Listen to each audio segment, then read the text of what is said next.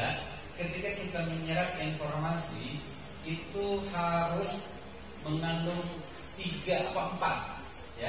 Kalau kita mau memori yang diserap oleh anak-anak kita atau oleh siapapun penerima pesan, maka harus memiliki 4 syarat. Kalau dia ingin masuk memori jangka panjang dan diingat terus-menerus. Yang pertama harus meaningful, memiliki makna. Jadi kalau kata-katanya tidak dapat diartikan, tidak dapat dimaknai oleh si penerima pesan, kita menyampaikan sesuatu kepada anak kita, tapi kita menyampaikan yang tidak memiliki makna apa-apa. Contoh ibu nyerocos, kira-kira bisa dimaknai nggak sama anak kita? Dan itu tidak akan masuk memorinya. Itu yang pertama, ini pun. Yang kedua, mengandung unsur keselamatan hidup. Contoh, ayah bunda waktu kecil pernah jatuh dari sepeda. Masih ingat cara jatuhnya, kejadiannya, atau sesuatu yang menyangkut keselamatan hidup? Apakah pernah kebakaran, apakah pernah jatuh, pernah kecelakaan, macam-macam. Pasti kalau itu menyangkut keselamatan hidup, pasti memorinya tersimpan di sini. Peristiwa itu dari A sampai Z-nya pasti ada di kepala kita, pasti ada di ingatan kita karena mengandung unsur keselamatan hidup. Yang ketiganya, kalau kita ingin apa yang kita sampaikan ke anak itu diserap oleh anak, maka harus mengandung unsur emosional. Ayah bunda pernah dekat dengan seseorang ketika waktu kecil, punya teman dekat, teman SD? Coba cek. Bapak misalkan punya teman SD yang paling dekat? Ada?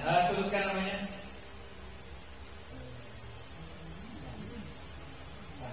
Franz.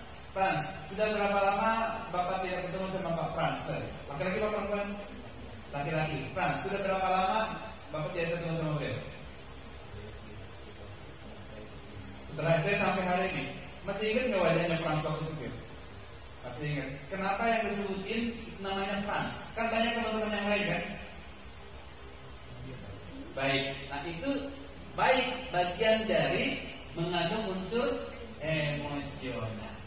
Apalagi bunda yang, mohon maaf, jatuh cinta pertama kali, masih ingat? Masih ingat kan? Nah itu, mantan pacar masih ingat kan? Ya, mantan pacar masih ingat?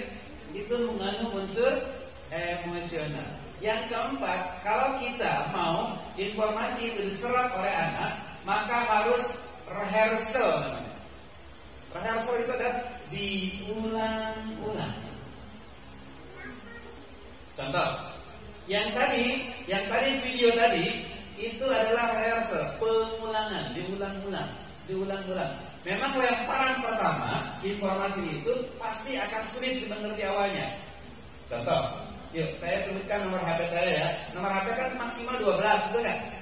Yuk saya sebutkan pertama kali ini. Ayo, 081 380 45 9503. Angkat tangan yang bisa menyebutkan. Itu lemparan pertama ya, lemparan pertama. Sekarang saya lempar yang kedua. Saya lempar yang kedua ya. 081 380 45 9503. Ya, angkat tangan. Sebutin aja. Coba Bu, jangan ditulis Bu. Dibacain. Ayo coba. Coba.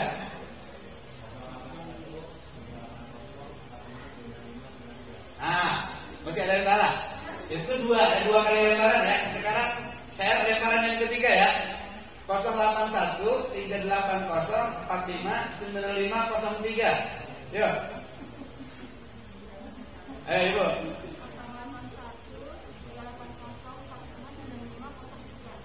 Berarti Ibu lemparan yang ketiga sudah nangkep. Antum enggak? 081 380 45 9308. Ada. Sekarang lemparan yang keempat ya Bu, Pak. Ada orang yang ngapalinnya cepat, baru satu lemparan sudah paham. Tapi ada orang yang lambat, sudah 10 kali, 80 kali, itu nggak mudah-mudah. Ada yang begitu Bu. Kita tipe yang mana kira-kira? Yang cepat apa yang lambat Pak? Nah itu. Jadi jangan salahkan ketika ibu ngajarin anaknya. Bener nggak? Lihat dulu diri kita. Nah kalau kita nerima informasi dari orang lain 80 kali itu baru nerap di otak kita. Nah, jangan harap kita sekali ngajarin anak langsung bisa.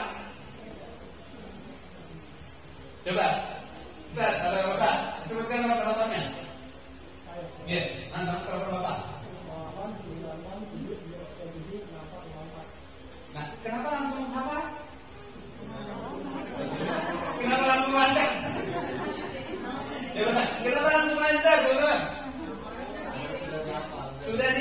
Kenapa sudah dihafal? Karena diulang-ulang ketika ngisi pulsa, orang nanya telepon, betul nggak teman-teman? Nah, ini proses yang baru saya lakukan berapa? Namanya recalling, pemanggilan kembali informasi. Karena informasinya sudah ada, nah ketika itu informasi dibutuhkan, maka muncul langsung dengan spontan, betul nggak? Karena informasinya sudah ada, tapi kalau informasinya belum ada, maka kita berusaha mencerna tadi. Maka bagaimana caranya mencerna? Lakukan 4 hal. Yang pertama meaningful, harus bermakna. Yang kedua mengandung unsur keselamatan hidup. Yang ketiga harus mengandung emosional. Dan yang keempat diulang berhasil. Jadi kalau ibu nyuruh ke anak, maknanya harus ada, keselamatan hidupnya harus ada, emosional harus ada, dan diulang. Biasanya kalau ibu sudah bertaring dan bertanduk, cirinya gampang, ngomongnya diulang-ulang. Dengar nggak sih?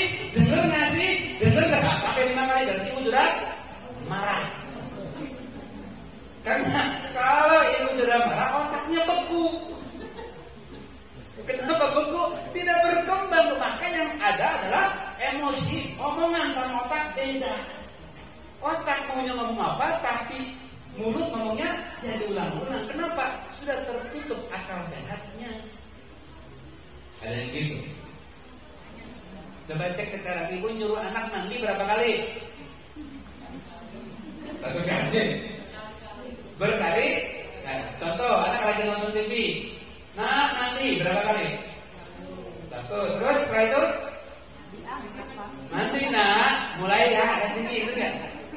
Terus setelah itu mandi kan? Coba mandi. Yang kelima diapain itu anak? Ya angkat ke. Nah, itulah kita hari-hari begitu. Kenapa? Karena unsur yang 4 nggak ada. Sehingga nyuruh mandi aja susahnya minta ampun. Coba kalau disuruhnya sama HP, mandi, nanti boleh main 1 jam. Lari nggak anak? Bener nggak teman-teman? Berarti kita ini lebih diturut daripada apa? Kita ini tidak diturut daripada HP. HP lebih diturut. Anak rela merengek melakukan apapun gara-gara ingin main HP. Tapi ketika disuruh sama mamanya, dikasih pahala berbakti, nggak mempan. Namanya hari ini, Bu. Ya ini kan kesulitan orang tua hari ini, teman-teman. Makanya, nih ada satu video lagi. Nih.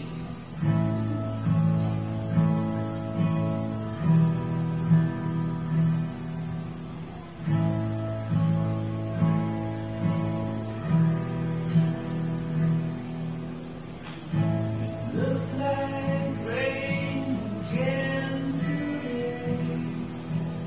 Dark clouds gather to fill the sky. Don't know how to talk to you, just know how to say goodbye.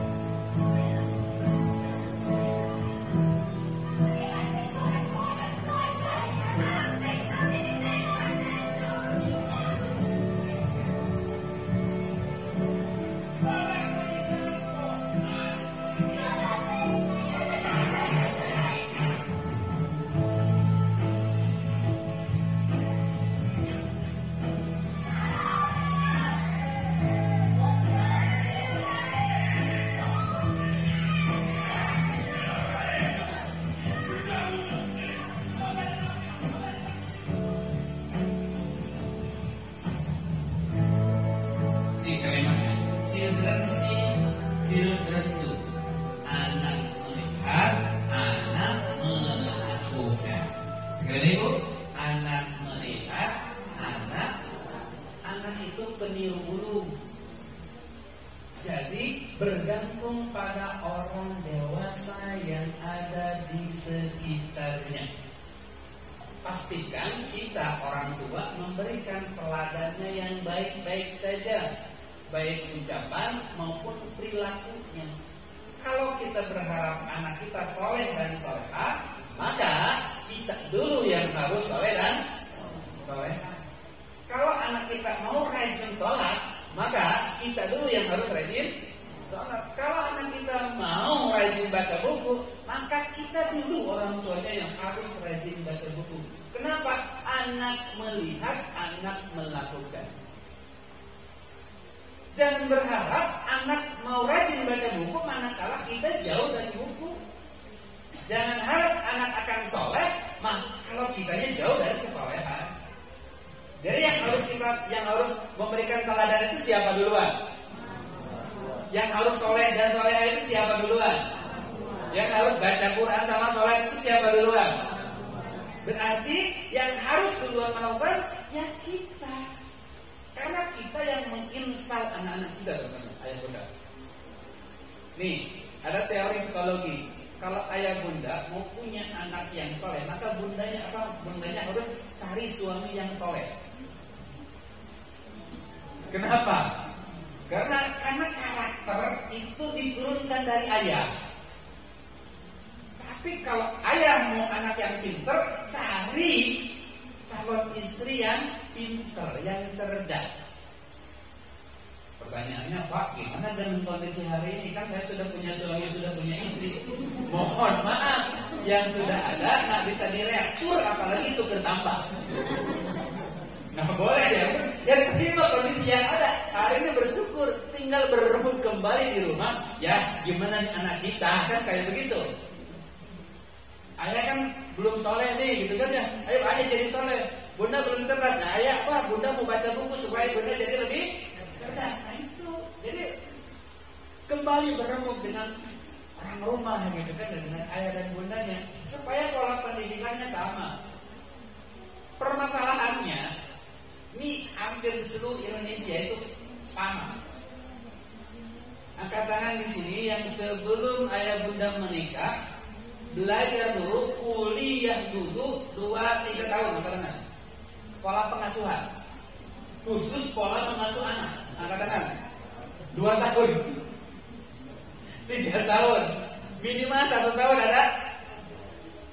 Inilah yang terjadi di kita, sehingga belum latihan kita langsung disuruh perang. Kan gak pernah diajarin sama orang tua kita bagaimana cara didik anak. Betul gak? Kita didik anak itu rata-rata autodidak. Sehingga apa yang diterapkan oleh ayah kita dulu waktu kita kecil, itulah yang diterapkan ke anak kita. Sementara zamannya kita kecil dengan zamannya anak kita kecil sama apa beda? Sekarang bunda, ingat-ingat kembali, ketika bunda kecil, ayah kecil, nih mainan yang paling top apa? Bekel, terus apa lagi? Gerobak, babak sodor gitu kan ya, main dampu, cici putri, congklak, paling boneka-bonekaan, main karet, anak perempuan, laki-laki main gundu, itu udah paling top. Sekarang anak kita mainannya apa? Udah ketahuan. Dulu anak lahir gitu aja. Sekarang anak lahir HP. Bener kan? Lah coba. Kenapa lagi hamil main TikTok? Lagi hamil main snap video. Anak lahir sambil TikTok. Repot orangnya kayak begitu. Loh, 9 bulan berarti kan 1 semester setengah bun di situ. Bunda jadi profesor dokter di sini. Apa yang bunda makan dirasakan sama anak. Apa yang bunda lakukan dilakukan oleh anak. Ngikut karena satu badan. Bunda main TikTok ya anak dalam lagi main TikTok.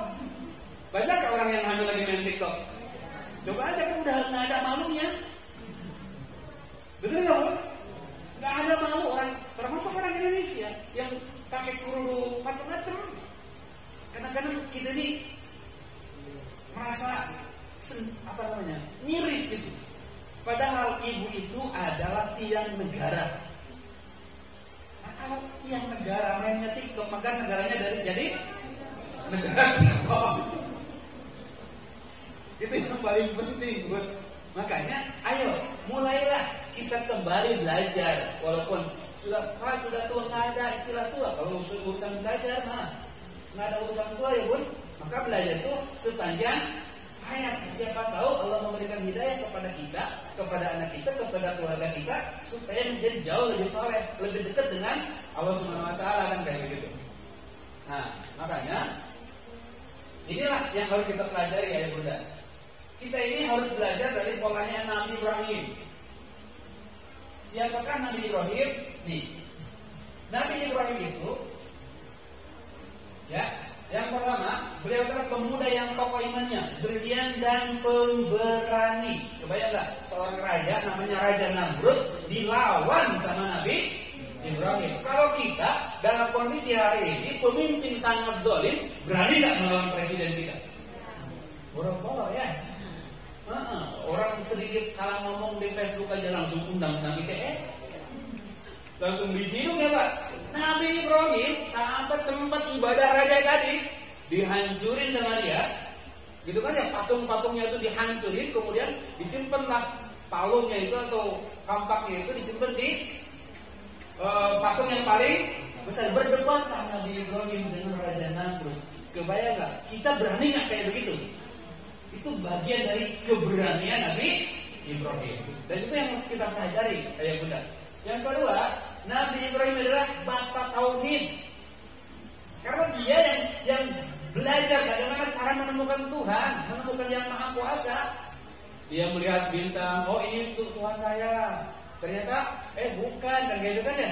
Kok Tuhan bisa menghilang, kan gitu kan ya. Terus lihat lagi bulan, begitu juga lihat lagi matahari. Itu kan perjalanan pencarian Tuhan.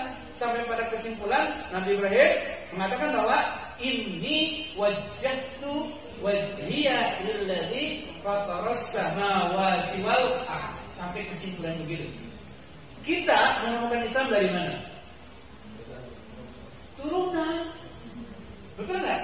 Menemukan Islam adalah karena kalau orang tua Nasrani, non-Muslim, belum tentu kita jadi seorang Muslim. Maka bersyukur kita dilahirkan menjadi seorang yang Muslim. Nabi Ibrahim mencari Tuhan dulu sebelum dia menemukan Tuhannya. Dia mencari dulu. Makanya Nabi Ibrahim sebagai bapak tauhid. Yang ketiganya, kepala keluarga yang efektif. Coba dari dua istri, Siti Sarah Hajar dan Siti Sarah, maka lahir nabi-nabi luar biasa. Betul nggak? Dari Nabi Ishak muncul Nabi Yakub. Ya, dari Nabi Ismail muncul Nabi Muhammad SAW, penutup para nabi. Dari dua bibit, ya, dari dua induk yang luar biasa muncul para nabi. Berarti pola pendidikan yang diterapkan oleh Nabi Ibrahim luar biasa. Kita dari satu induk mulus dua anaknya kelamar. Betul tahu? Apalagi kalau dia berinduk-induk ya pun. Makanya bapak-bapak yang coba-coba ya nyari induk yang lain. Kalau belum seperti Nabi Ibrahim. Nabi Ibrahim itu keluarga kepala keluarga yang sangat efektif. Kemudian yang ketiganya haji, 14 perjuangan Ibrahim. Coba perjalanan melempar jumroh itu perjalanan siapa tuh? Nabi Ibrahim ketika ingin menyembelih Nabi Ismail, digoda sama setan. Saking taatnya sama aturan Allah, dalam bentuk mimpi setan menggoda.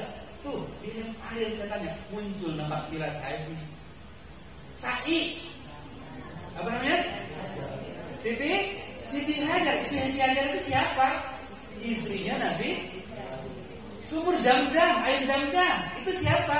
Siti Hajar dan Nabi Ismail dikumpulin, maka Zamzam sampai hari ini itu air Zamzam nggak pernah habis. Kalau tiap hari ribuan orang ngeruk sumur kita, ngambil air sumur kita, kira habis apa habis banget? Coba ini seluruh dunia datang ke Mekah, minum air Zamzam, habis nggak? Nggak pernah habis. Itu sejarahnya Nabi Ismail dan Siti Hajar. Siti Hajar atau Siti Sarah? Siti Hajar. Terus apa lagi? Nama kiras haji yang orang kalau tawaf mengingat apa? Bagian dari Ibrahim bukan? Ayo, istrinya. Nah, itu bagian dari keluarga Ibrahim dan Ismail dan Siti Sarah serta Siti Hajar. Ini luar biasa, ayah bunda. Nah, berikutnya, setiap kali sholat bersalawat kepadanya. Jadi Rasulullah itu disandingkan atau Nabi Ibrahim itu disandingkan dengan Rasulullah. Coba kita perhatikan. Allahumma sholli ala Sayyidina Muhammad kama shallaita ala Sayyidina Ibrahim sampai terakhir. Jadi Rasulullah disandingkan dengan Nabi Ibrahim. Luar biasa. Ini penting banget kita belajar pola asuh dari pola asuh yang diterapkan oleh Nabi Ibrahim supaya kita tidak kehilangan generasi. Nah, Ibrahim ini menjadi salah satu tonggak perjuangan pola asuh dalam konteks agama Islam. Karena sesungguhnya Nabi Ibrahim adalah bapak tauhid. Kalau bapak tauhid berarti la ilaha illallah, orang Islam. Nah, ini yang pertama pada pranikah. Ya, coba Nabi Ibrahim ketika pranikahnya seperti apa? Kayak gitu kan? Kemudian yang keduanya pergaulan suami istri.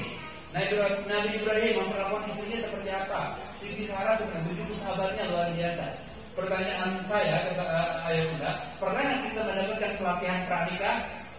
Enggak. Ya kan ya? Pernah kita menjaga pergaulan suami dan istri?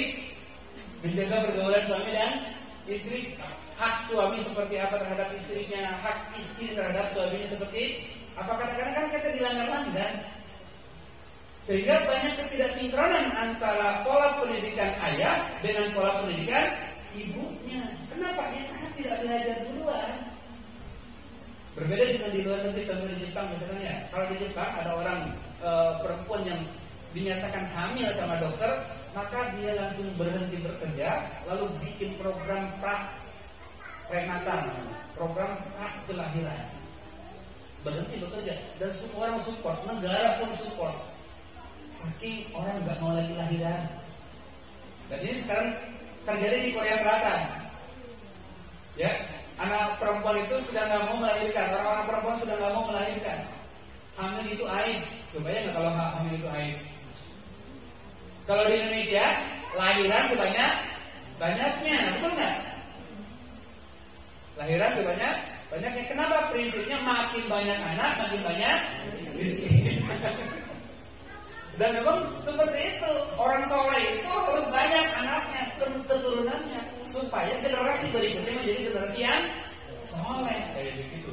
Cuma pemerintah membatasi ya, cukup 2 anak katanya. Yo, Bunda cek, keluarganya berapa orang? Kakak adiknya 4, ada yang 8? Ada yang lebih dari 10? Orang tua kita dulu lahiran itu hobi. Sampai langsung lahiran. Saking nggak berasa itu kan, saking seringnya.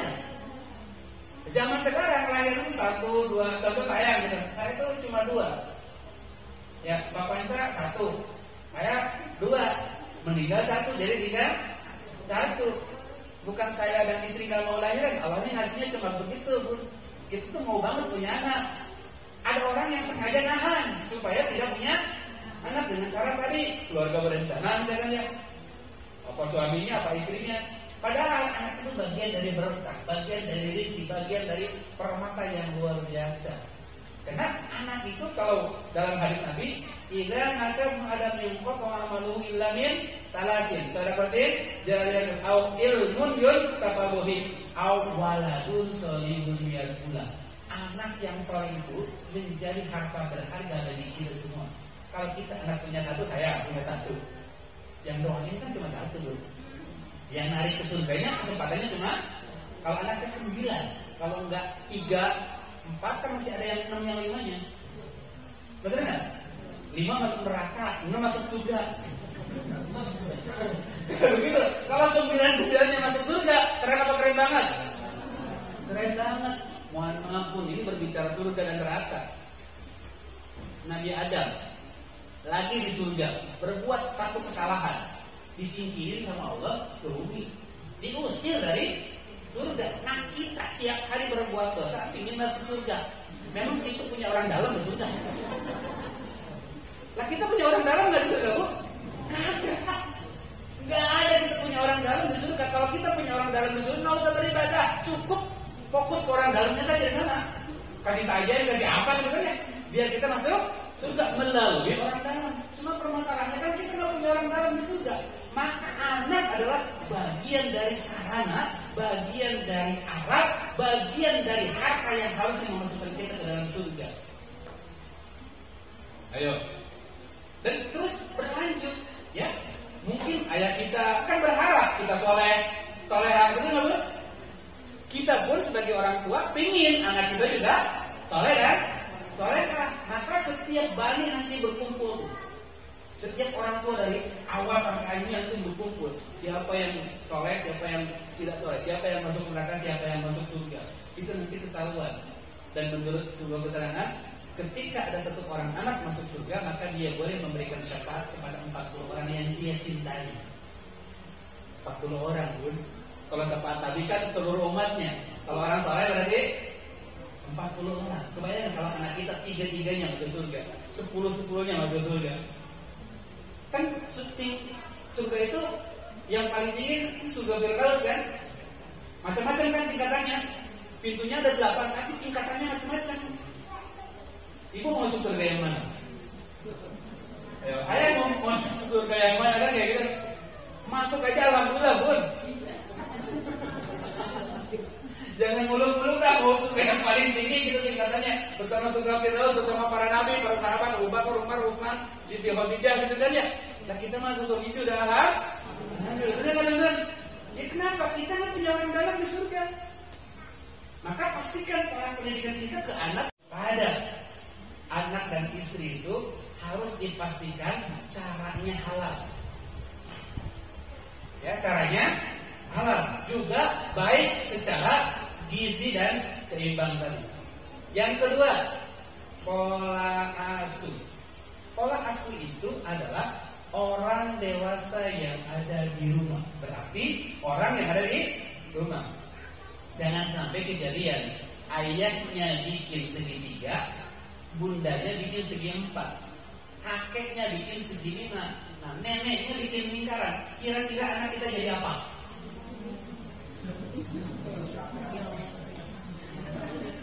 Ayo, sering begitu nggak kira-kira, Bun? Apalagi kalau mohon maaf, yang ayah bunda yang masih ada mertuanya. Anak kalau merengek sama mamanya nggak dikasih, sama bapaknya nggak dikasih, maka ngerengeknya ke siapa? Kakek apa? Neneknya. Sementara nenek dan kakek rata-rata ngasih, nggak tega. Karena cucu, apalagi cucu kesayangan, lah udah habis lah. Ujungnya ayahnya berantem sama ibunya, anaknya berantem sama bapaknya, mantu berantem sama mertua.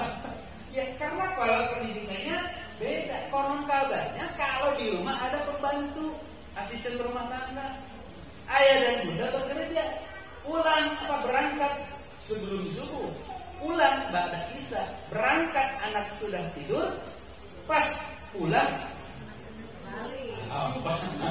pulang anak sudah tidur, berangkat anak masih Sabtu dan Minggu ayahnya tidur di kamar anaknya. Saking pulasnya kecapean, anaknya yang bangun duluan. Tiba-tiba ada suara, om bangun om. Kejadian nggak kayak gitu? Saya pernah dicurhatin sama orang tua siswa yang kayak begitu. Orang tuanya ngejar dunia luar biasa, kerja habis-habisan karena dia workaholic, hobi bekerja, niatnya untuk anak, tapi lupa kepada anak. Ujungnya disebut hati-hati ya, Bu. Nah ini penting pola asuh ya. Yang ketiga adalah kurikulum. Kurikulum itu adalah sekolah. sekolah yang memberikan pola asuh di dunia pendidikan. Maka jangan sampai salah pilih sekolah. Fokuslah pada sekolah yang fokus pada Al-Quran, yang fokus pada karakter building, yang fokus pada agama dan akhlak. Karena itulah yang akan mengangkat kita, anak-anak kita masuk surga. Anak kita harus pinter matematika, harus pinter bahasa Inggris, harus pinter sains, harus pinter semua mata pelajaran. Tapi ada yang jauh lebih penting dari itu. Anak kita harus soleh, anak kita harus ngerti Al-Quran, anak kita harus cinta Al-Quran. Oleh sebab itu, makanya sekolah itu menjadi penentu pada akhirnya. Sebetulnya kewajiban pendidikan itu tanggung jawab siapa? Orang tua, ayah bundanya. Cuma masalahnya ayahnya nggak punya waktu, bundanya nggak ngerti materi pelajaran. Ujungnya diserahkan kepada sekolah. Maka orang tua itu terbagi menjadi dua. Yang pertama adalah orang tua genetik, yaitu ayah dan ibu kandungnya. Dan yang kedua adalah orang tua genetik, bapak dan ibu gurunya. Makanya perlakuan ayah dan bunda harus sinergi dengan perlakuan bapak dan ibu guru di sekolah. Jangan sampai, mohon maaf, di sekolah diajarin lataduk walakal jannah, jangan marah dan bagimu surga. Di rumah bundanya kalau nggak marah nggak afdol. Kan bertolak belakang. Betul nggak Bu? La tashrabanna ahadukum qa'iman, jangan makan dan sambil jangan makan dan minum sambil berdiri. Anaknya diajak ke pernikahan, pesta pernikahan, stay party. Kan anak stres. Jadi di guru anak do malah kerja. Nah, aku marah-marah terus. Kata guru, la tashrabanna ahadukum qa'iman, jangan makan sambil minum dan minum sambil berdiri. Ayahku bawa aku ke pesta pernikahan yang semuanya standing party, makan sambil berdiri, bahkan sambil ngobrol. Nah ini keliru. Para kurikulum yang di rumah dengan di sekolah kagak nyambung gitu. Makanya ayo ketika diundang oleh sekolah datang. Karena prinsipnya kita ini sedang membingkai kertas yang sama pun. Ya, di sekolah ibu bingkai apa, bu gurunya bingkai apa. Nanti harus nyambung di rumahnya. Jangan sampai nanti bu guru hanya menghapus apa yang dibikin sama orang tua. Ujungnya anak nggak jadi gambar apa-apa. Karena yang satu tugasnya menggambar, noret-noret, yang satu tugasnya menghapus. Kira-kira kelas 6 tahun di sekolah, anak bisa apa? Nah ini, ayah bunda harus nyambung ya, supaya pola pendidikannya sama. Dan yang terakhir, yang keempat adalah lingkungan. Lingkungan ini terbagi menjadi dua. Yang pertama adalah lingkungan fisik, di mana tempat anak tinggal. Anak tinggal di komplek dengan tinggal di kampung sama apa beda? Beda. Kalau di komplek kan terseleksi gitu kan ya, masing-masing. Tapi kalau di kampung semua anak ada. Pernah nggak bunda, anaknya keluar tiba-tiba datang ke rumah bawa kosakata baru yang tidak pernah diajarin di sekolah atau di rumah? Keren ya? Ini kata-kata dari mana? Dari temanku. Kayak begitu. Itu adalah lingkungan fisik. Tapi ada yang sangat luar biasa, ada yang disebut dengan lingkungan maya. Di HP-nya yang luar biasanya. Hari ini lingkungan maya itu dengan adanya COVID itu difasilitasi sama orang tuanya. Anak diinstal oleh game, anak diinstal oleh Mobile Legend, anak diinstal oleh apa tuh? Macam-macam. Oleh internet, oleh dunia maya. Sementara kita susah banget itu ngatur namanya si maya. Betul nggak Bun? Betul nggak ya? Ini luar biasa gitu. Dan ini tantangan tersendiri. Dan bagi guru, setahun anak ke sekolah itu pasti reinstal. Setahun nih nggak sekolah itu pasti reinstal. Jangankan setahun, itu setiap semester kan ada 2 pekan libur. Itu diurus ulang buat anak-anak. Baru 2 minggu, ini setahun kagak sekolah. Pasti guru, nah sholat jamaah lagi, murojaah lagi, gitu kan ya, ngapalin doa-doa lagi. Coba cek sekarang anak-anak yang di rumah yang biasa baca Quran pagi-pagi, Sekolah kan baca Quran, sholat tua. Cek anak yang di rumah, sholat tua nggak? Di sekolahnya sholat tua, tapi di rumah setahun dia melakukan itu, gurunya insya Allah. Ini luar biasa, bunda. Jadi jangan sampai malah anak kita habis waktunya, kita juga semakin tua, lalu anak kita nggak jadi apa-apa. Ah, ini penting ya. Oke, berikutnya.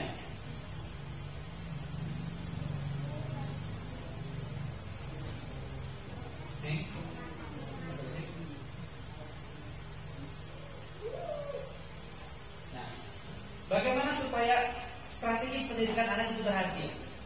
Yang pertama, orang tua itu harus memahami siklus kompetensi dan pertumbuhan otak anak.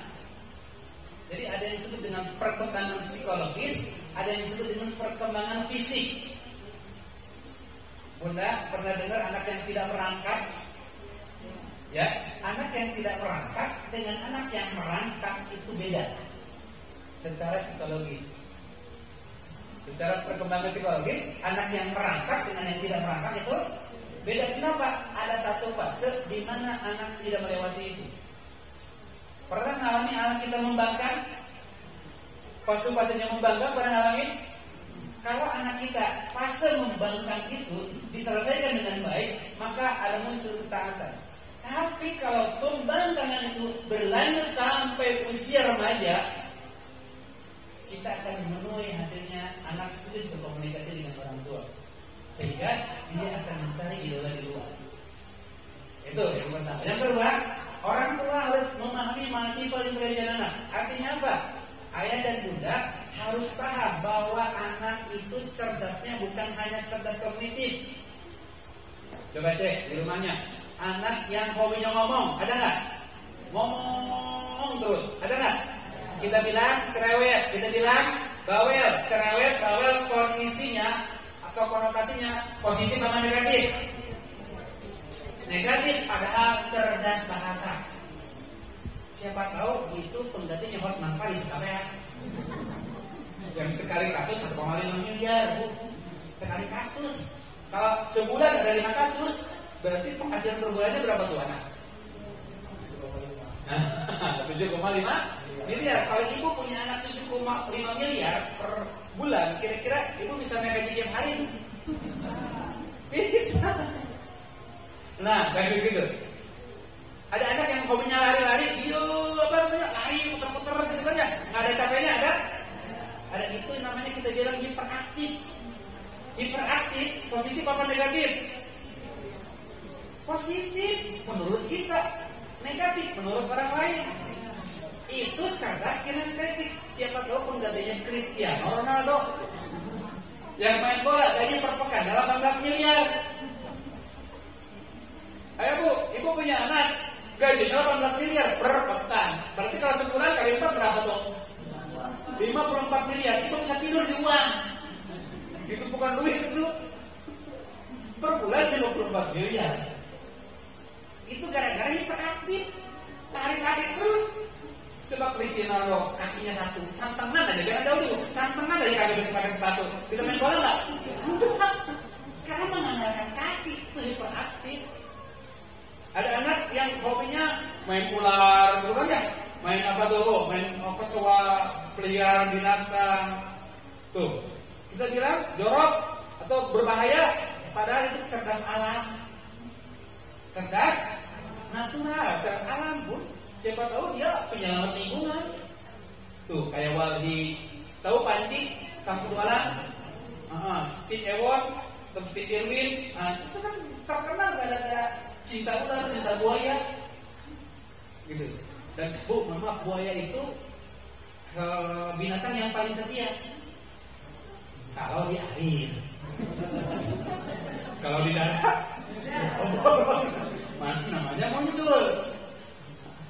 Panggilan buaya darat setia kalau di air, kalau di darat. Nah itu.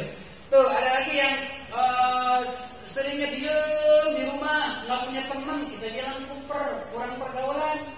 Betul nggak Bu? Kita bilang kuper, padahal itu cerdas diri. Cerdas diri itu psikiater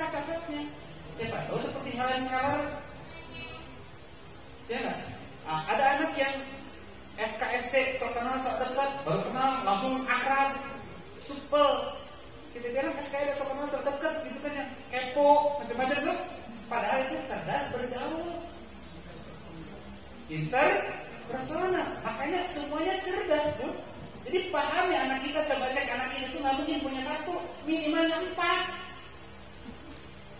Ada anak yang hobi nyanyi, dikit-dikit nyanyi, dikit-dikit nyanyi. Ya, betul nggak Bu? Minta duit aja, minta uang, keren.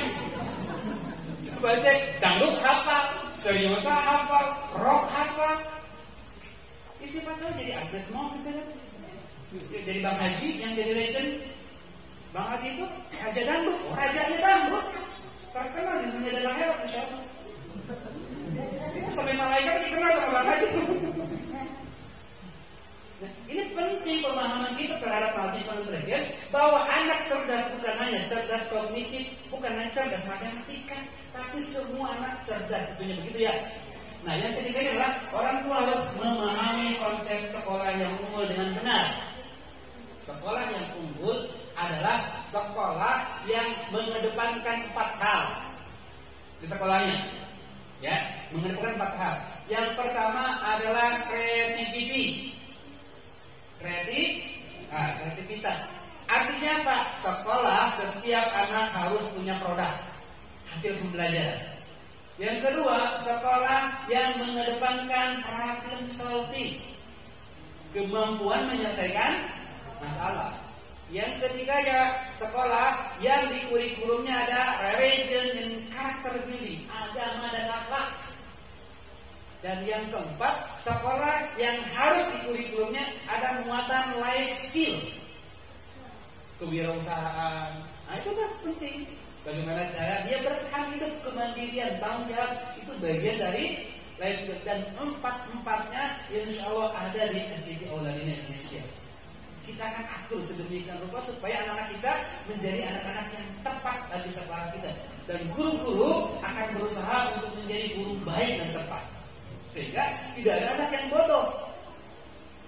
Ya, karena guru selalu melakukan yang disebut dengan discovery ability, penelusuran kelebihan. Nah, kayak gitu. Jadi anak-anak kita semuanya nggak ada yang bodoh. Bu, di Auladina tesnya pakai tes denyut nadi. Nah, anak daftar, sini, pegang. Denyut, ada, masuk, kayak gitu. Jadi nggak usah pakai IQ, gitu ya? Nggak usah pakai tes IQ, kakinya tes denyut, nadi dah. Mau buat anak kayak apa pun yang penting kakinya 2. Kalau kakinya 4 kan kambing. Kalau gitu ya, itu nanti insya Allah akan jadi muridnya Auladina Indonesia. Dan itu yang akan dibangun, karena guru-gurunya akan mengutamakan the best process. Dia akan menjadi the best teacher bagi anak-anak. Inilah pentingnya. Nih, coba lihat tuh, kalau anak kita kayak gini, semua senang banget.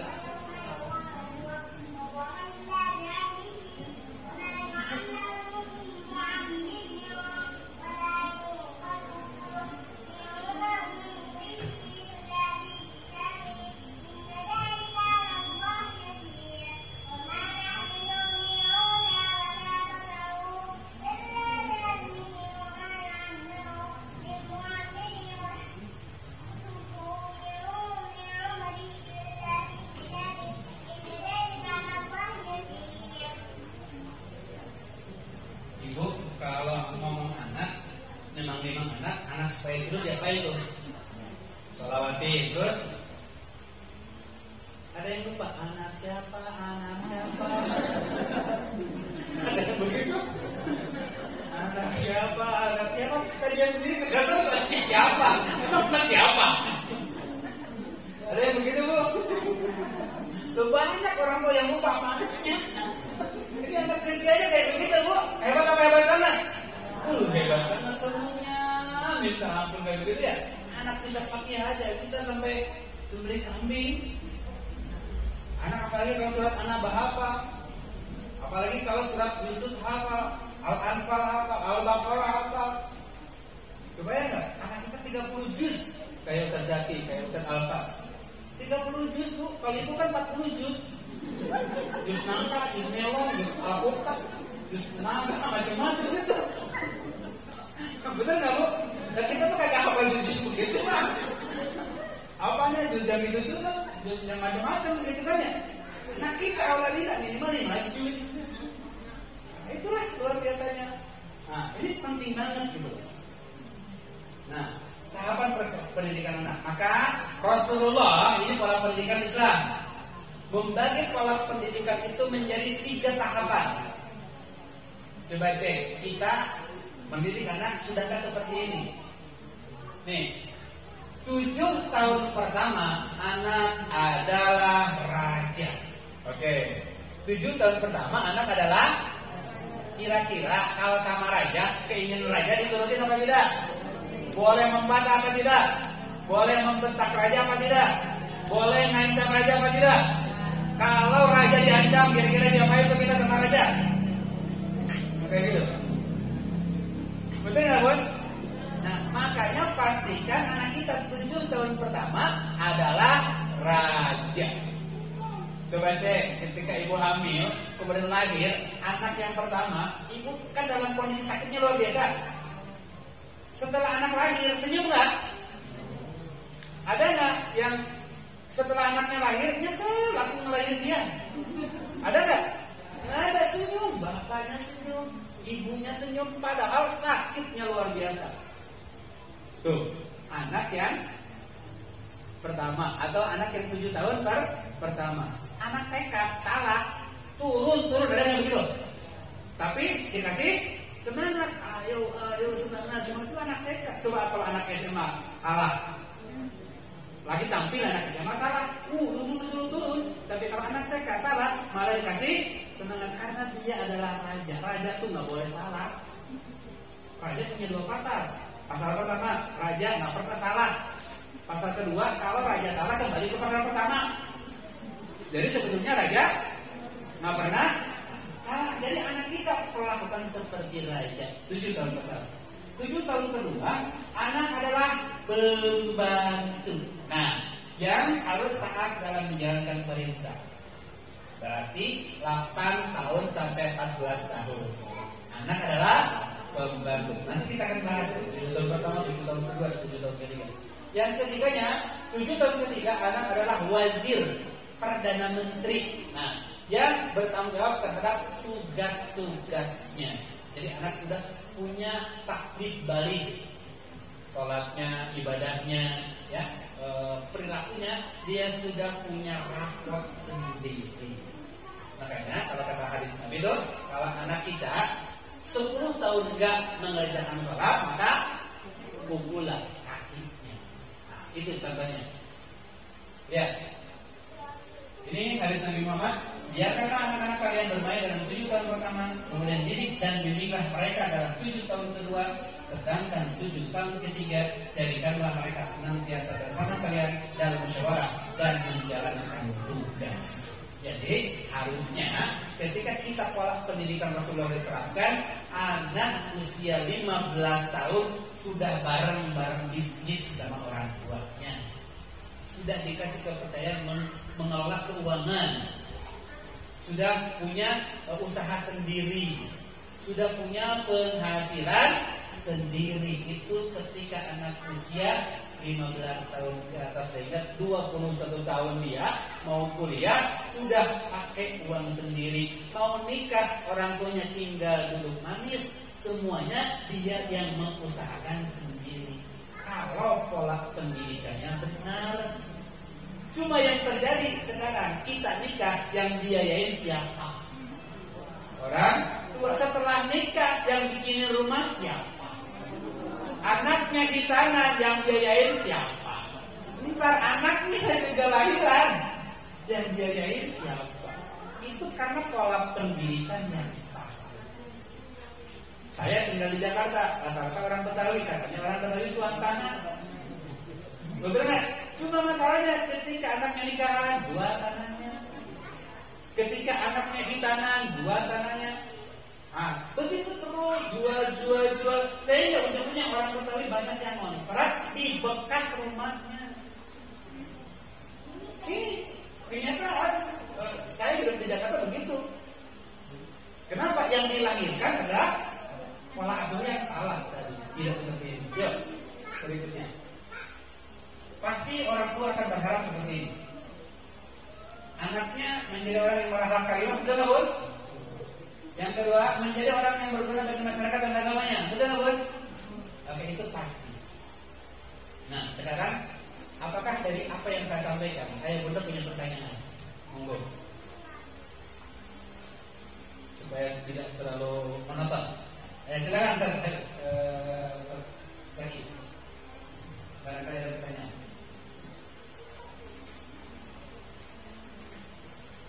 Sekarang menunjukkan pukul 9:53 ya. Kita setelah jauh itu sebenarnya jam 10 pasti Bapak. Jadi jika masalah mau ditanyakan, nggak apa-apa. Ada kira-kira boleh Bapak? Silakan Pak. Jadinya dikit. Ini. Apa dulu?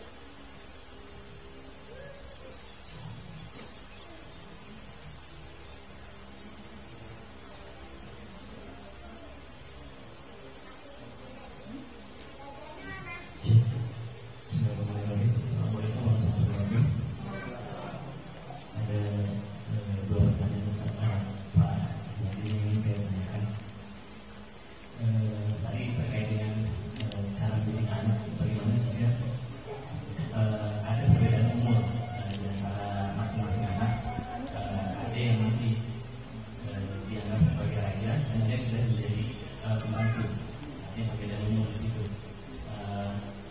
Jadi terterapkan dengan sistem seperti tadi yang sudah dijelaskan, tapi ada rasa iri di masing-masing anak yang dianggap di tahun ke atas sebelum 4 tahun. Jadi dia mengalami ini, misalnya seperti ini. Kenapa kakak terus disuruh tadi tidak pernah? Bagaimana cara kita menyikapi hal tersebut atau misalnya yang kedua, jika kita menasihati anak atau memberikan kepada anak, tetapi anak tersebut selalu mempunyai argumen terhadap apa yang sudah dilakukan, walaupun hal tersebut kurang baik menurut kita orang tua. Apakah di sana kita sebagai orang tua harus mendoktrin menurut dengan perkataan orang tua, atau kita mendengarkan atau menerima argumen dari si anak tersebut, menerima dan membenarkannya, atau tidak membenarkan dari argumen si anak? Langsung dulu ya, saya jawab supaya nggak lupa. Pertama, bagi anak yang berbeda di keluarga itu ada pasti kan, ada kakak sama adanya pasti berbeda. Aturan pertama adalah setiap anak pola asuhnya harus sama ketika di awal. Contoh, anak pertama 7 tahun pertama itu dianggap sebagai raja, betul nggak? Sehingga kakaknya ngalamin sebagai raja. Ketika adiknya muncul, maka yang jadi raja siapa? Adiknya, kakaknya sebagai pembantu, betul nggak? Nah, ini harus dipahamkan dulu. Jadi sejak awal orang tua itu menyampaikan kepada anak, ini pola pendidikan di rumah, di aturan rumah, di keluarga itu kayak begini. 7 tahun pertama, jadi kan kakaknya harus paham, apalagi kalau sudah besar, sudah bisa diajak bicara ya.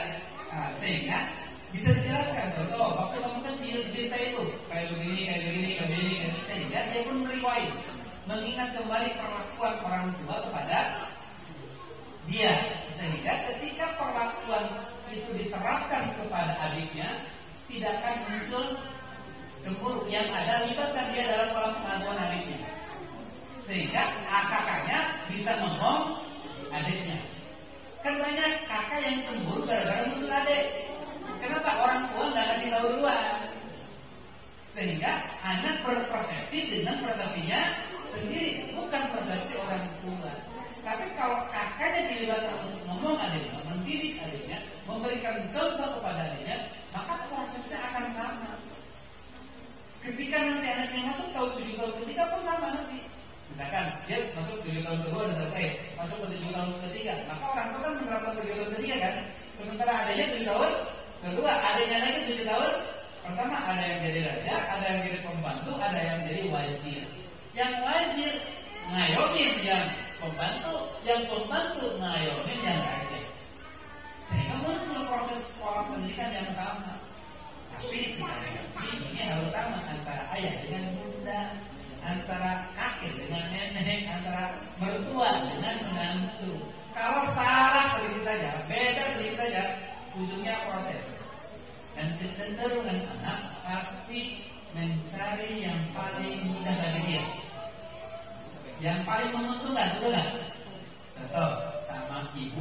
boleh main HP. Pasti nanya ke siapa? Ayah. Kalau ayah tidak sama dengan ibu, lalu HP-nya dikasih, yang marah siapa duluan? Bundanya ke ayahnya. Susah ayah mah. Kan kakak bunda nggak boleh. Ujungnya berantem antara ayah sama bunda gara-gara HP. Nah, jadi begitu Pak. Libatkan anak dalam pola pengasuhan adiknya supaya adiknya tadi bisa terayomi oleh kakaknya. Jadi prinsipnya kalau hadis nanti man lam yarham shogirana walam yuwakil kabirna. Nah, barang siapa yang menghormati yang lebih besar, maka dia akan menghormati yang lebih tinggi. Lam apa namanya? Lam set apa ya?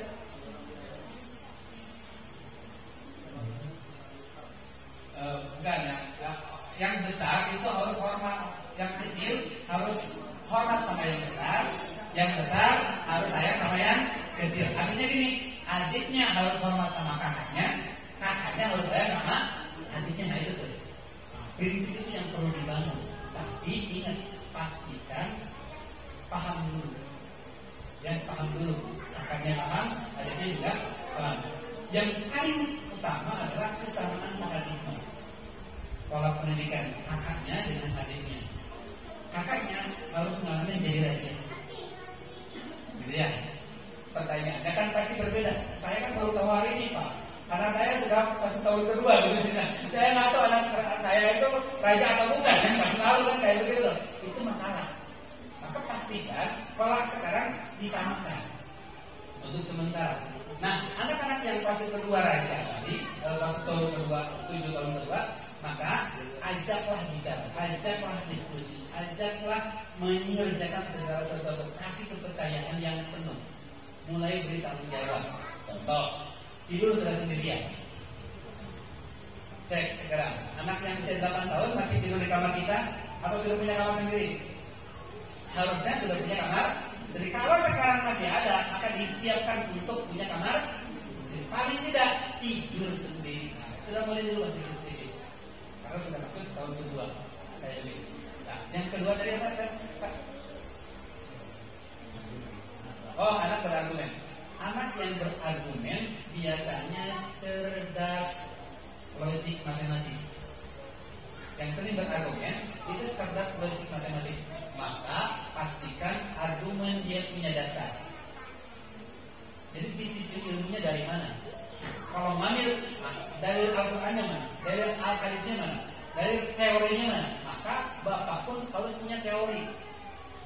Artinya bermain logika kalau dengan anak yang seperti itu.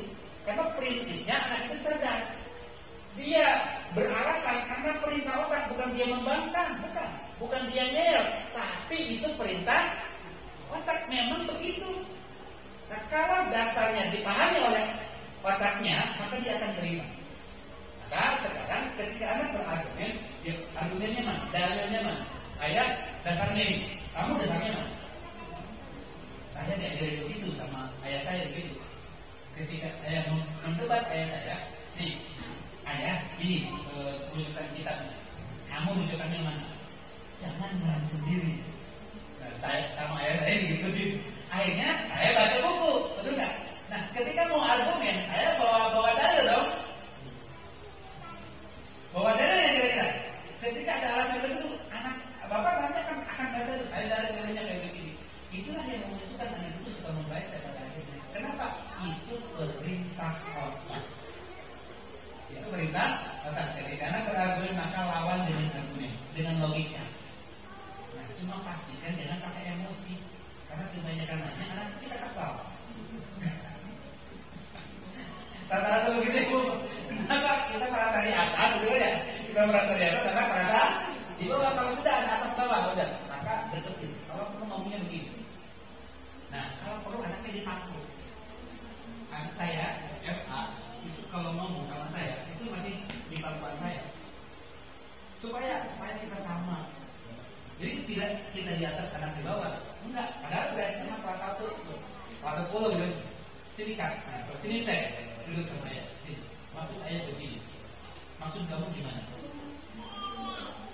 Sehingga ayah pun tahu Dan yang luar biasanya yang terjadi karena orang tua merasa sudah berpengalaman, sudah banyak ilmu, pada akhirnya anak yang dikalahkan. Padahal pengetahuan orang tua belum tentu juga ya sama dengan pengetahuan anak. Bisa jadi anak itu lebih mengetahui ilmu baru daripada orang tua kebanyakan menang pengalaman. Tapi untuk pengetahuan bisa jadi anaknya, contoh masalah HP saja. Anak sama kita pinteran mana? Pinteran anak usia kita lebih duluan mana? Dengan anak lebih duluan kita, tapi pinteran anak terhadap HP. Tapi untuk urusan kehidupan kan kita yang lebih duluan mengenyam asam garam kehidupan.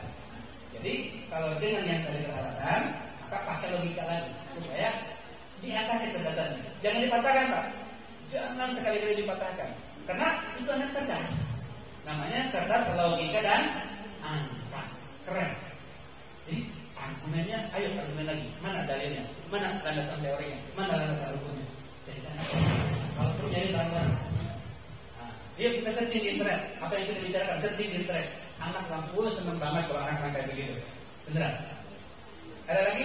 Tadi Bu mau bertanya. Neng.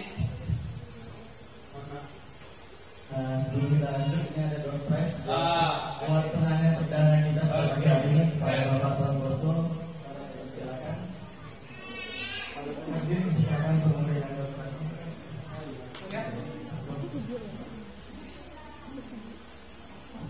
Dapat ilmu, dapat door prize. Aku dapat ya.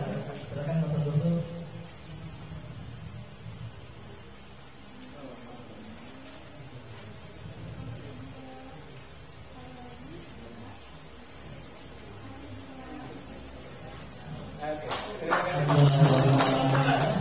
Takbir. Kemudian selanjutnya Ibu silakan.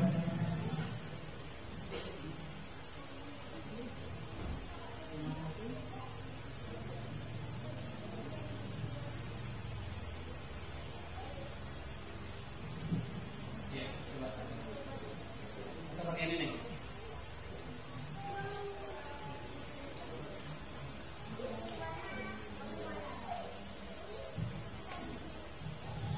Terima kasih. Assalamualaikum warahmatullahi wabarakatuh.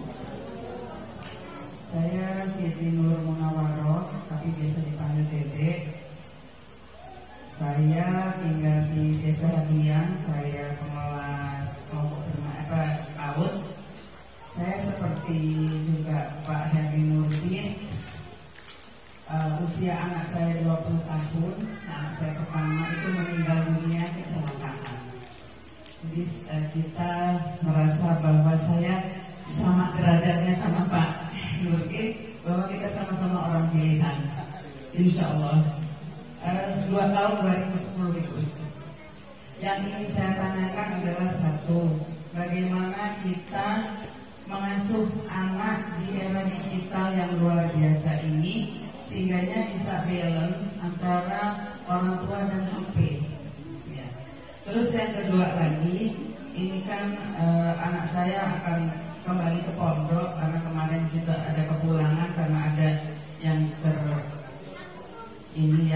teridentifikasi katanya COVID. Tapi kok kayaknya anaknya bad mood.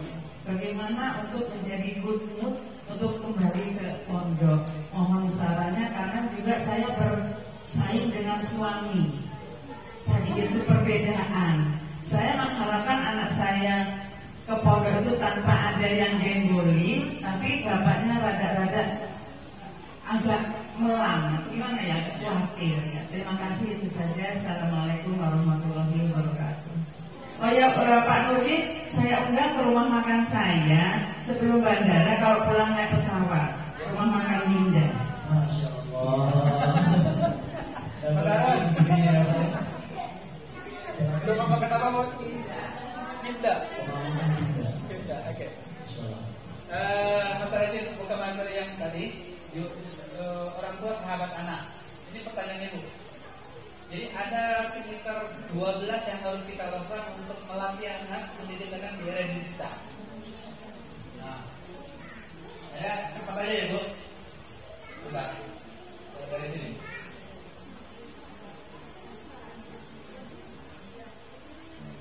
Ini untuk jawabannya Ibu ya.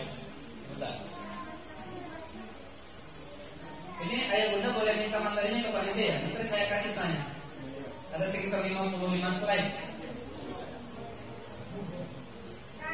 Nih contohnya. Yang terjadi di sekolah kan yang di rumah Ibu.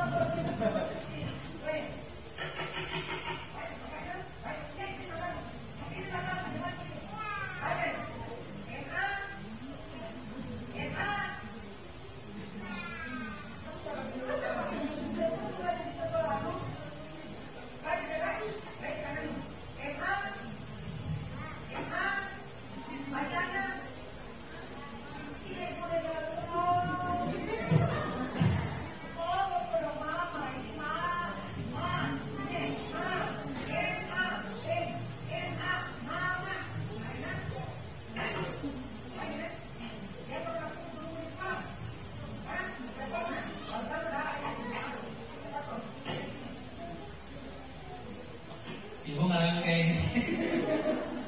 Harus bilang bener ya. Nah, ini Bu.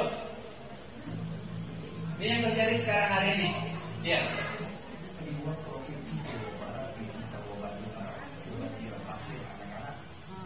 Gara-gara digital.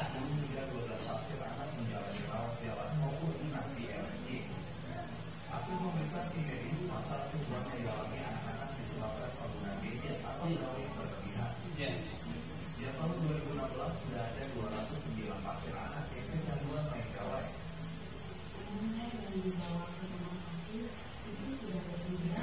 Coba cek ciri-cirinya di rumah seperti apa. Nih, berarti udah punya penyakit jiwa. Kalau anak sudah seperti ini, ini disebutkan sama dokter Lina.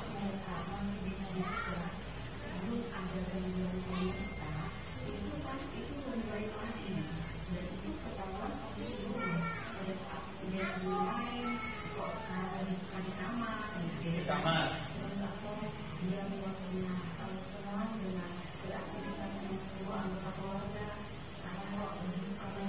Menyendiri. Bagi orang tua harus mewaspadai beberapa gejala anak kecanduan gawai. Biasanya anak memiliki lebih dari 6 jam per hari. 6 jam per hari. Bisa bermain gadget, tidak lagi membuat anak cemas, serta Mas. atau menangis saat dia dewasa. Oleh penggunaan gawai atau gadget pada anak sangat beragam, mulai dari anak-anak sulit berkonsentrasi, gangguan penglihatan, meragukan, menghambat kemampuan bicara hingga obesitas. Dari Bandung, Jawa Barat, Ibu Rumah Ayu melaporkan. Berarti era digital dampaknya luar biasa. Anak bisa menjadi gila gara-gara smartphone. Nah, peran orang tua seperti apa? Nih, harus sinergi ya antara orang tua dengan anak. Ada polanya. Yang terjadi hari ini Bu, untuk pertama kalinya di dalam sejarah manusia, bersatu kita mati, bercerai kita selamat. Oke, nih, sudah. Pertama, aspek spiritual. Ini yang perlu ketika di era digital hari ini. Caranya gimana? Bersama belajar agama tentang peran orang tua dalam Islam. Sederhana kan? Peran orang tua dalam Islam. Bisa ngaji bareng, bisa anak kultum, sholat jamaah bareng. Ini aspek spiritual. Di era digital itu penting banget tuh. Jadi tolong dicatat 12 kalau masalah ya. Nanti materinya saya kasih. Ada 12. Yang pertama spiritual. Belajar agama bareng. Yang kedua memori. Bercerita tentang hubungan harmonis antara orang tua dengan kakek neneknya. Jadi orang tua bercerita tentang ketika dia masa kecil, nostalgia kembali gitu kan ya. Nah, mengulang memori sehingga anak itu mungkin aku pingin ke rumah kakek, aku pingin main apa tuh bunda ketika kecil itu main apa? Main dampu, main boneka-bonekaan, main coklat. Ayo kita main coklat bareng-bareng, mengulang memori kita dulu. Ayah bunda sama main bekel bareng. Gimana nggak ayah kalau main bekel sama anak? Punya waktu nggak? Itu masalahnya. Mengulang memori kita. Ini penting buat di era digital karena anak-anak nggak tahu yang model kayak gini. Coba sekarang main kembang ada nggak? Nggak ada. Anak main HP supaya anak nggak main HP ya bunda carikan. Kalau perlu di rumah ada ekran, ada bakian mungkin, ada macam-macam supaya anak mengulang memori bareng sama. Kalau perlu ayahnya sama bundanya gitu kan ya balapan anaknya jadi wasit. Ntar anak adik sama kakaknya balapan sehingga lupa pada HP-nya. Satu saat mungkin 1 jam 2 jam bareng keluarga ayah bunda ayah anak sama semua keluarga misalkan family time. Nah ini dengan memori. Nah berikutnya yang ketiganya games. Nah bermain game ini penting banget. Kayak dulu pernah ikut main karet pun yang jadi kapal terbang yang anak sekarang nggak punya kan pengetahuan tentang itu. Nah sekarang yuk ajarkan kembali ini dengan kembali masa-masa kita kecil. Main ular tangga, main monopoli, main dam-daman. Nah itu munculkan kembali. Berarti rewind. Ingat-ingat kembali mainan tradisional yang dulu bunda pernah lakukan apa? Yuk bareng. Sudah 3 ya Bu. Yang pertama aspek spiritual, yang kedua aspek memori, yang ketiga game permainan. Yang keempat adalah planning. Merencanakan kegiatan libur mingguan bersama anak. Jadi bikin main map kalau perlu. Contoh kalau anak saya dengan saya kan di rumah cuma bertiga nih. Saya ambilkan kertas, kemudian berbagai spidol warna. Kita judulnya pergi. Judulnya pergi. Saya tanya, teteh mau kemana? Maunya apa? Aku pingin nonton, aku pingin ke Gramedia, aku pingin kemana. Saya tanya, bundanya mau kemana? Bunda mau makan Sundaan, katanya kayak gitu kan ya. Nah, kalau ayah maunya apa? Nanti ketika 3 orang ini sudah ditemukan kemauan dan keinginan untuk pergi ke mana, maka kita cek, kita hunting ke mana? Searching, kamu di Instagram searching. Ayah kayaknya di sini ada. Nah, pertanyaannya, maunya kamu ada? Maunya bunda ada nggak? Maunya ayah ada nggak? Kan kayak gitu loh. Sehingga diambil kesimpulan kita pergi ke mana untuk mengcover 3 orang. Nah, itu 3 orang. Kebayang kalau 10 orang. Pusing sendiri. Nggak pernah. Jadi ini nggak pernah jadi berangkat berantem mulu. Nah, ini yang terbaik kan kayak gitu ya. Semuanya harus ikut. Nah, planning ya Bu. Nah, planning sudah berapa Bu? 4. Nah, yang kelimanya adalah investment. Melibatkan anak dalam pekerjaan di rumah sehari-hari. Contoh, saya sekarang lagi suka tanaman. Maka anak saya itu jam sekian harus nyiram. Saya bagian potongin rumputnya, nah kayak gitu. Di rumah, mohon maaf, ada sekitar 10 kucing liar, tapi di rumah ada kucing. Saya libatkan. Bunda bikin makanan, kita bikin catering buat kucing. Nah, ayah ya kalau masukin motor, ketika anak si kucing makan kan nggak masuk rumah, karena kucingnya nggak boleh masuk rumah. Istri saya sangat takut sama kucing, jadi nggak boleh masuk rumah. Tapi banyak kucing di rumah, bagaimana caranya? Nah, makanya dilibatkan anak dalam keseharian. Katanya siapin ininya, tempatnya, cuci tempatnya. Ayah nyiapin kucingnya, bunda nyiapin makanannya. Jadi bertiga kita bersama-sama tuh. Sehingga seneng gitu. Walaupun istri capek, secapek apapun, tuh ada tugas bikin catering, nah kan gitu. Tapi karena memang tadi ya terlibat kan, ini melibatkan investment. Yang kelimanya adalah real story, menceritakan kisah sukses dan hambatan pekerjaan orang tua. Contoh, bunda bisa bikin rumah makan seperti apa? Kan pasti ada story-nya kan, ada ceritanya kan. Mau ayah jadi PNS, jadi apa gitu, tuh ada story-nya. Ceritakan. Kalau perlu borrow strength, minjem kekuatan orang lain. Biografi orang sukses ceritakan di situ. Kalau perlu kan ada tuh 100 orang yang dijamin masuk neraka, ada kan? Kalau sahabat kan ada 10 orang sahabat. Nah ini ada 100 orang yang dijamin masuk neraka. Siapa contohnya? Fir'aun, Raja Namrud, Qarun, Abu Jahal, kayak gitu. Nah itu ada bukunya Bu. Ambil dari situ cerita-cerita. Jadi real story. Jangan story fiktif. Contoh Doraemon, fiktif. Apalagi ya? Living Hope fiktif apa real?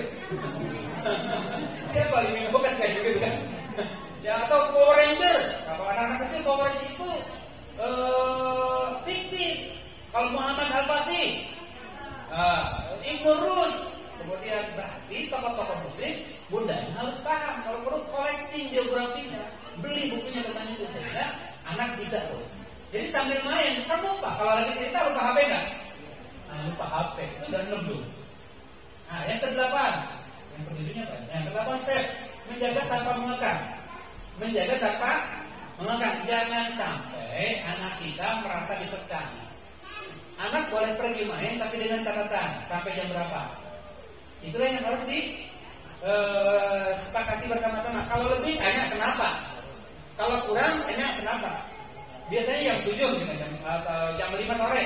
Kok kamu jam 4 udah pulang? Tumben kan kayak gitu kan ya. Nah, kalau jam 6 pulangnya lebih dari jam 6. Kok kamu kan batasnya jam 5. Kenapa mainnya sampai jam 6?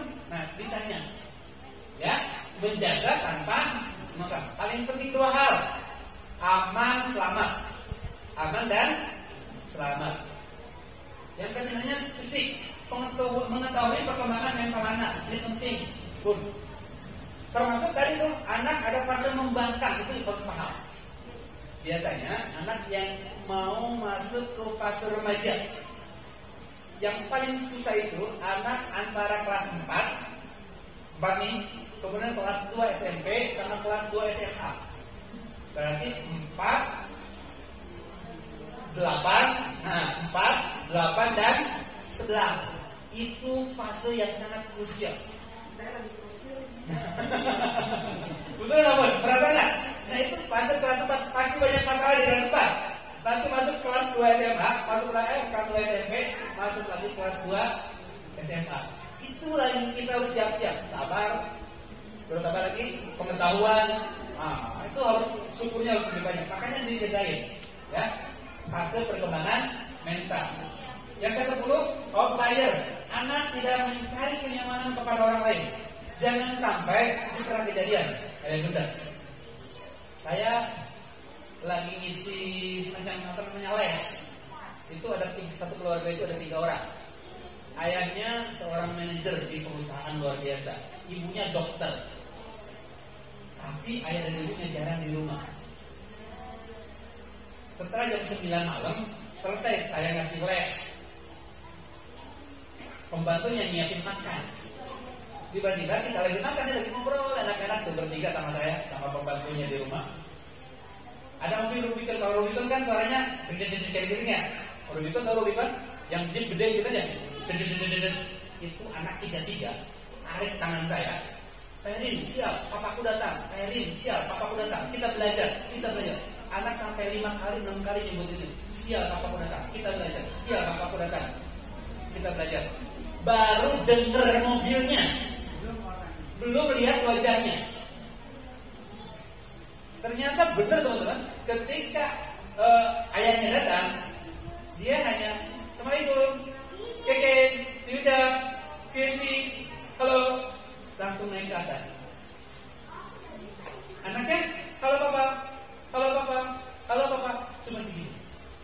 Mohon maaf kalau anak ingin masuk surga, ayahnya dipanggil. Tuh. Orang baru dengar mobilnya bilangnya, siap. Nggak usah bilang, coba kalau bunda pulang ke rumah, halo bunda, mau dari mana aja, tuh cium gitu. Atau bunda datang ke rumah, bunda pulang kabur, ada gitu. Hati-hati, kalau itu tanda-tanda tuh. Kalau kabur, hanya datang kabur, hati-hati, tanda-tanda itu. Nah, ini outlier. Jangan sampai anak cari kepuasan di luar, cari idola di luar. Makanya banyak anak yang masuk Facebook tiba-tiba nyaman di Facebook, lalu kepancing sama pedofil. Banyak yang begitu kan, dibawa kabur macam-macam tuh, udah banyak banget ceritanya. Nah, yang kedua adalah openness. Anak terbuka kepada orang tua. Jadi curhatnya adalah ke orang tua. Pastikan kalau anak perempuan jatuh cinta pertama kali itu ke bapaknya. Siapa bilang kalau gitu? Laki-laki, anak laki-laki jatuh cinta pertama kali ke ibunya. Jadi, my mother is my hero. My father is my idol. Bayangkan. My father is my idol. Ayahku idolaku, mamaku pahlawanku. Jangan sampai anak curhatnya di luar. Kalau curhatnya di luar, nanti boroknya rumah tangga ketahuan sama orang. Tuh, anak-anak yang sering dipanggil ke BK salah satunya ini. Karena tidak terbuka sama Orang tua terbukanya sama BK-nya, terbukanya sama wakasek kesiswaannya, terbukanya sama temennya. Kalau temennya bener, kasih taunya. Kalau temennya salah, Bunda pernah lihat di pinggir-pinggir jalan atau di lampu merah anak-anak yang ditato wajahnya? Pertanyaannya, itu orang miskin atau orang kaya? Banyak yang orang kaya. Banyak yang orang dia mencari idolanya sendiri. Kenapa? Di rumah nggak terbuka. Nah, kayak gitu ya. Dan yang ke-12 yang terakhir sosiali, menghindari pergaulan yang salah. Ingat, anak kita harus dipahamkan betul mana pergaulan yang harus dia gauli, yang harus dia deketin, mana teman yang harus dia jauhi. Jangan terlalu bebas anak bergaul dengan siapapun. Ujung-ujungnya geng motor. Kalau di Depok, geng motor banyak banget. Ada geng Amerika, geng Australia, geng macam-macam. Isinya anak SMP, anak SMA. Isinya. Masa-masa remaja. Coba cek di Lampung, ada nggak? Kalau di Pekanbaru dulu ada namanya Klewang. Cabang geng motor dari Bandung, Ekstasi. Kalau sudah masuk situ, ujungnya apa? Kalau nggak dekat dengan narkoba, prostitusi, dunia malam, ujungnya LGBT. Ngeri banget. Bunda cek di HP-nya kelompok gay di sini Kecamatan Nata. Cek ada berapa grup, satu grup kelompoknya anggotanya ada berapa. Coba aja. Dan sekarang sudah terang-terangan. Anak yang menggunakan Instagram, yang menggunakan Twitter itu hati-hati, dicek. Ya jangan sampai masuk ke kelompok yang model begitu. Nah, ini luar biasa tantangannya. Terutama yang mohon maaf, yang Twitter yang lebih banyak ini, ya, yang lebih banyak madorotnya itu daripada Facebook. Twitter, karena Twitter itu dahsyatnya orang bebas melakukan apapun di sini. Makanya jangan sampai anak masuk ke media yang salah, termasuk media sosial yang salah. Jadi jangan sampai mohon maaf ayahnya diblokir medsosnya oleh anaknya, sehingga ayahnya nggak tahu aktivitas anak di Facebook, di Twitter, di Instagram. Kenapa? Ayahnya dagang, ibunya dagang teknologi, nggak tahu Facebook, nggak tahu Twitter, nggak tahu Instagram. Akhirnya anak sendirian untuk mencari media sosial yang tempat dia nongkrong istilah kasarnya. Jadi ini banyak yang luar biasa ya Bun. Nah ini Bun, spiritual memori yang kecil adalah apresiasi. Ya selalu menghargai usaha anak sekecil apapun. Jadi kalau perlu dirayakan. Nah kalau perlu kalau anak berbuat baik dirayakan. Tapi tolong dirayakannya sesuai dengan kadar prestasinya. Misalkan hafal juz 30, yuk teman-temannya ngasih tumpeng. Nah, hafal juz 29 teman-temannya keluarganya ngasih tumpeng lagi. 30 juz dikasih apa misalkan ya yang lebih umroh misalkan kayak gitu. Nah kan keren. 30 juz dikasih umroh. Wah, mantep banget. 20 jutaan. Nah, kayak gitu. Kan anak akan termotivasi. Setiap prestasi pastikan dikasih hadiah. Reward. Nah, jadi ada 12 ya Bun, mendidik anak secara di era digital. Yang pertama spiritual, yang kedua memori, yang ketiga game, yang keempatnya planning, yang kelimanya engagement, dan yang keenamnya reward story, yang ketujuhnya appreciation, yang ke-8 save, yang ke-9 fisik, yang ke-10 outlier, yang ke-11 openness, dan yang ke-12 adalah society. Nah, pertanyaan yang kedua terkait dengan ada perbedaan. Ketika akan masuk pesantren, yang paling harus ikhlas itu adalah orang tuanya. Selagi orang tuanya naik kelas, satu aja naik kelas itu pasti ada hal yang berbeda di anaknya. Kenapa? Itu ngalir darah ayahnya di anaknya. Nah ini. Jadi yang perlu dirubah itu paradigma ayahnya supaya ayahnya tega. Karena demi kebaikan. Hari ini menangis, tapi jangan sampai nanti di akhirat itu malah menangis. Kenapa pesantren adalah tempat yang terbaik bagi anak-anak hari ini? Masalahnya alasannya kan lagi corona dan lain-lain itu alasannya. Nah untuk mengubah paradigma itu apa yang bisa diberikan ke Bapak? Yakin saya percaya sama pihak pesantren. Pesantren pun akan mengusahakan yang terbaik. Kok kita juga kan nggak tertutup banget kayak begitu. Pasti masih bisa ketemu, masih bisa video call, masih bisa, walaupun memang tidak bisa bertatap muka. Yakin saja sama sekolahnya, yakin saja sama pesantrennya. Hilangkan rasa khawatirnya, karena terlalu khawatir berlebihan menurunkan imunitas tubuh. Ujungnya ya nggak percaya. Kalau sudah nggak percaya, nggak ngasih. Kalau nggak ngasih, anaknya nggak berangkat pun. Maka yang perlu dibangun itu kepercayaan ayatnya di sininya dulu, sama hatinya. Yakinkan saja. Baca doa itu. Supaya ayahnya mulai tega lah. Gitu. Bukan tega sebenarnya apa ya? Ikhlas. Ikhlas melepas anak masuk pesantren, karena hari ini yang paling benar-benar bisa diandalkan anak tetap ngaji, anak tetap tahajud yang pesantren. Di rumah anak main HP terus nggak kebayang kita sudah. Alasannya dari bulan, tapi kita apa yang harus standby semua. Betul, dan nggak bisa diatur. Kita juga harus kerja. Waktunya habis. Sementara anak sendirian di HP di kamar, nggak tahu apa yang dibuka. Orang kamarnya dikunci. Mendingan pesantren lebih aman. Jadi ayahnya duluan. Soalkan masalah ayahnya. Ada lagi? Terima kasih. Bunda ada tadi juga.